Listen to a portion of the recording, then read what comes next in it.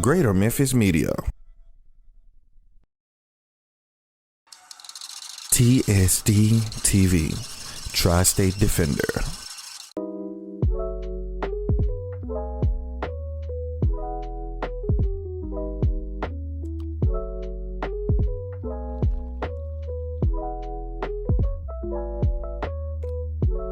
You understand how important it is. You know, I watch a lot of stuff on Deion Sanders, and he's so motivating. A complete and total failure of leadership from the federal government.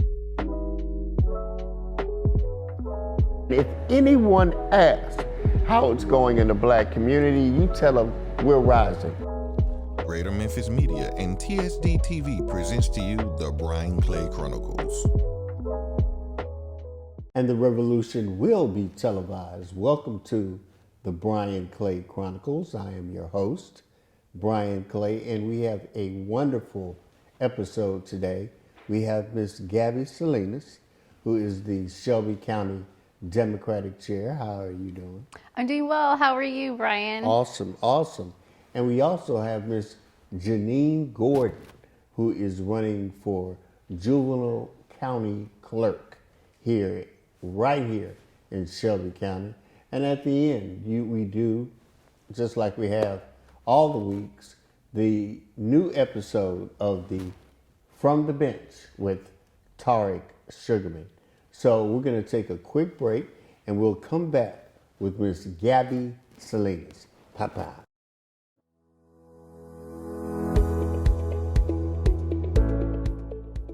Thank you for tuning in. I'm attorney Monica Johnson, and let's talk about securing your legacy with a power of attorney and an advance health directive.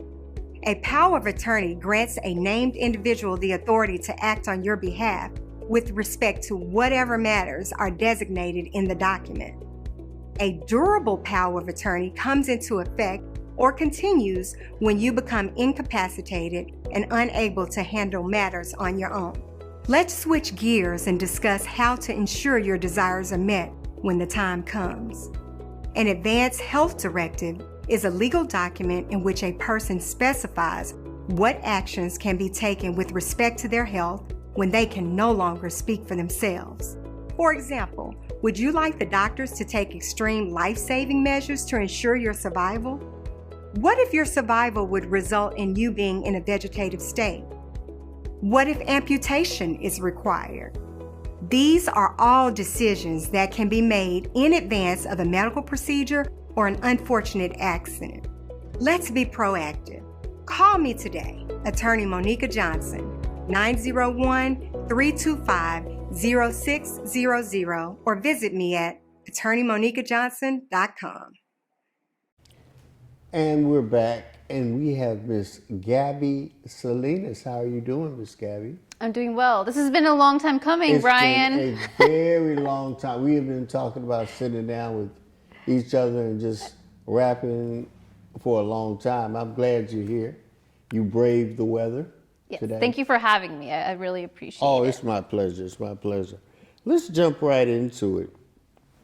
Miss Salinas, you represent the Latino community.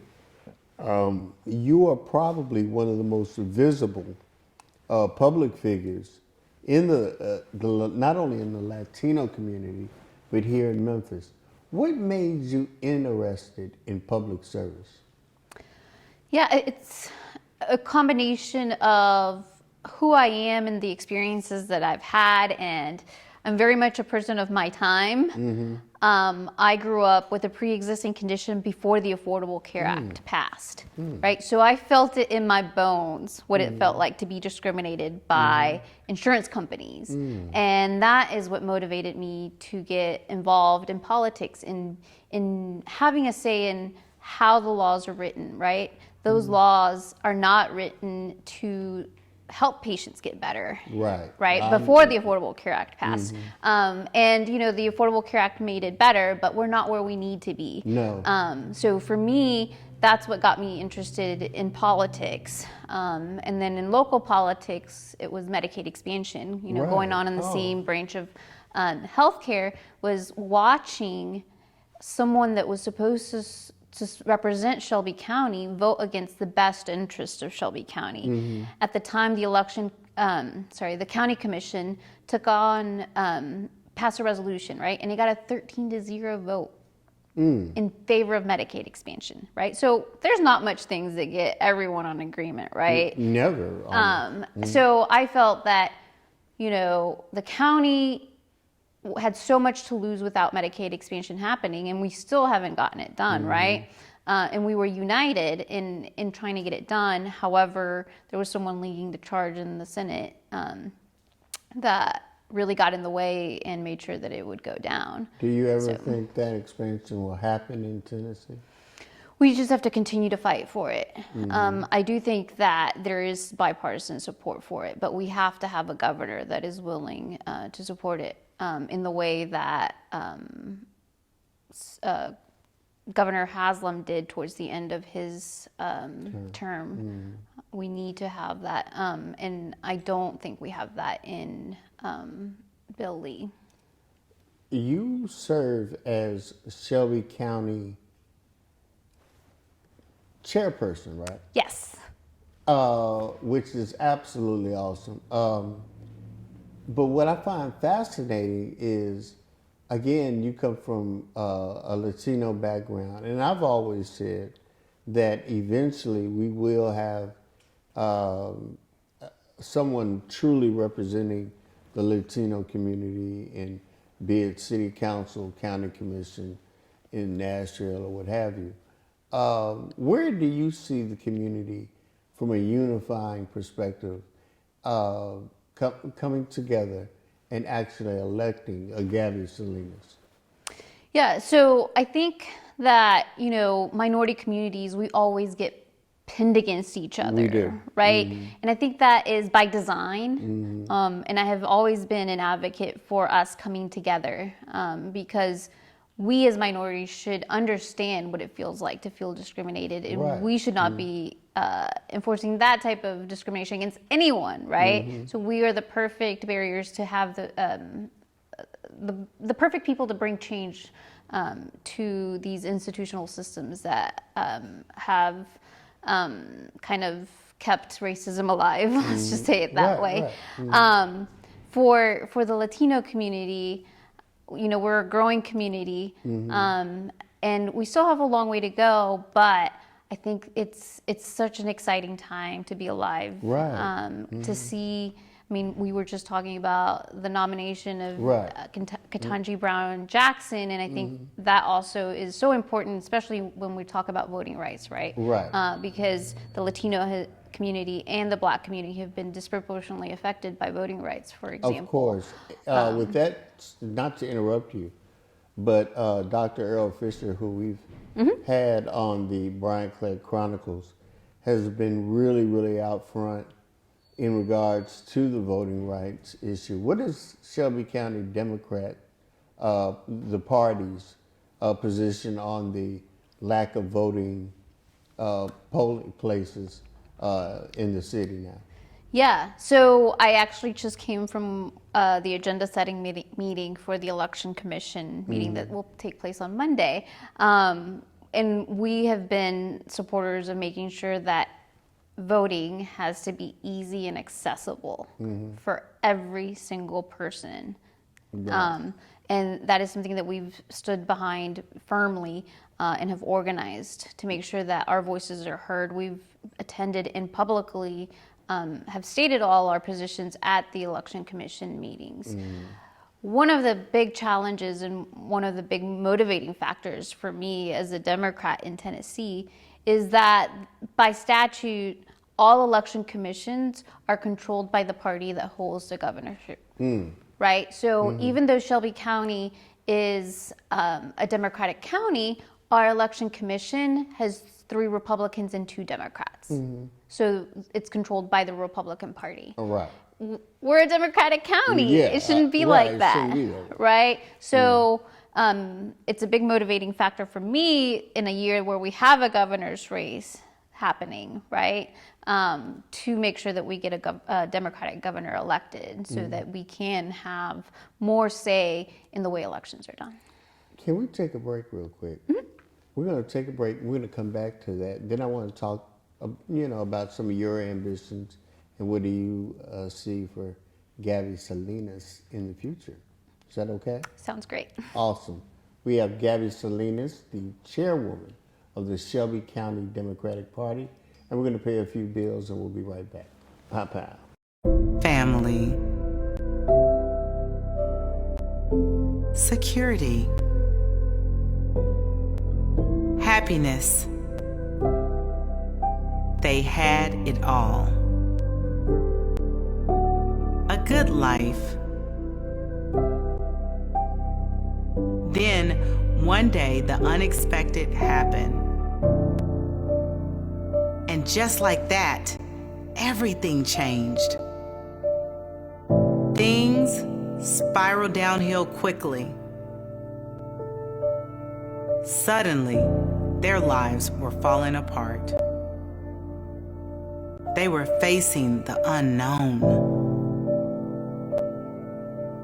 I'm attorney Ursula Woods. Call us at the bankruptcy law firm before it's too late.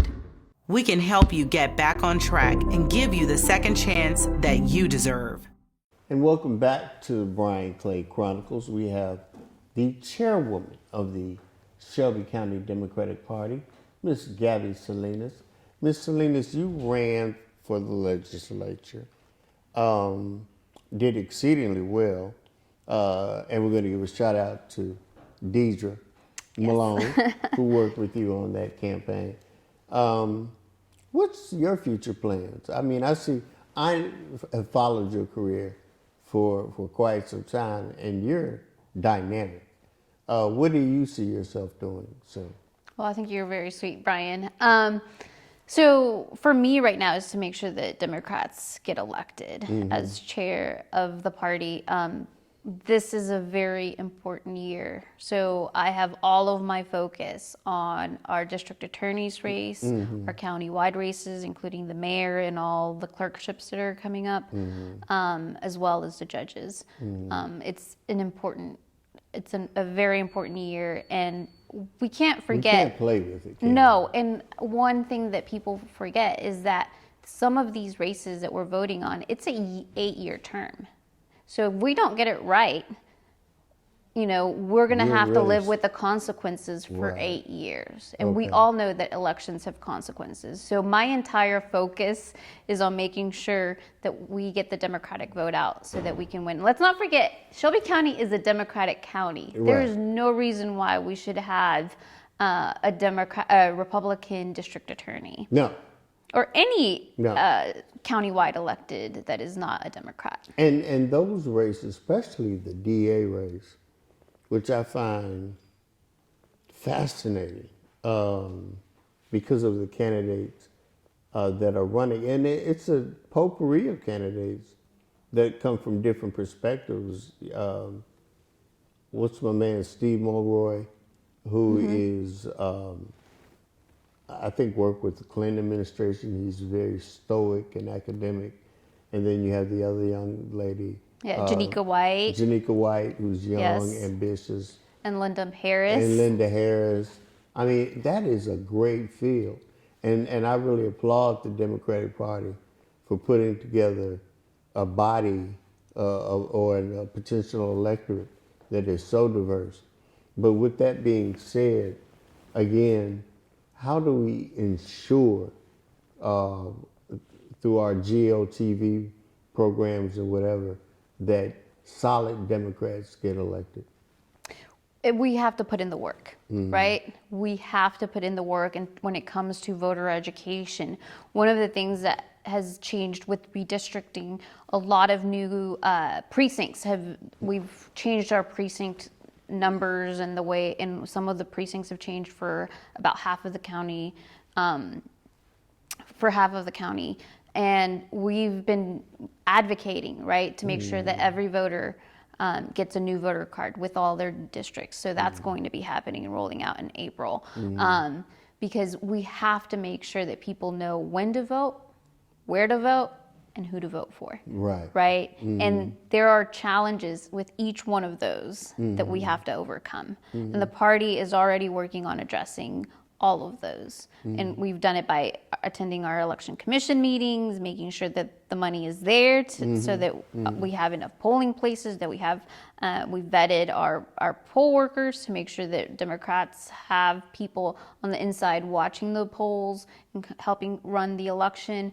And then, you know, we've made sure that we're, like you said, recruited great candidates to run for office. And once right now we're at a time period where we're picking our best candidate, right? Who is the person that's going to be our nominee? And once we have that nominee, it is time to unite and get them elected. How do we get organized? How do we, some of the same hurdles, I would imagine that the Latino community faces are some of the same hurdles that the African American community faces as far as getting organized, educated, and really getting ready to go out to vote. Are there any initiatives that are going to be coming out of the party that ensures those processes? Yeah, people can sign up for our newsletters and our emails at shelbydem.org. It's shelbydem.org. Make sure you look at the camera and tell them that. shelbydem.org. And we constantly send out information. I would encourage everybody to sign up to volunteer so that we can canvass, make phone calls, get the word out. It's important that we get the word out to our community. No one's going to do it for us, right? So we have to sign up and commit to doing the work. We have a district attorney candidate forum coming up at University of Memphis on April 18th. So those announcements are going to be rolling out soon. Awesome. So come hear from the candidates, see what they're about, ask the tough questions, and go out and vote, right? The election starts on the 13th. Early voting starts on the 13th downtown, with other locations opening on the 15th. But we have to make sure that we get out and vote. Gabby, you promise to come back again? Absolutely. You promise? Yes. We have had Gabby Salinas, our Shelby County Democratic chairwoman. And next up we have Miss Janine Gordon, who is running for juvenile court clerk here in Shelby County. We'll be right back. Pop, pop.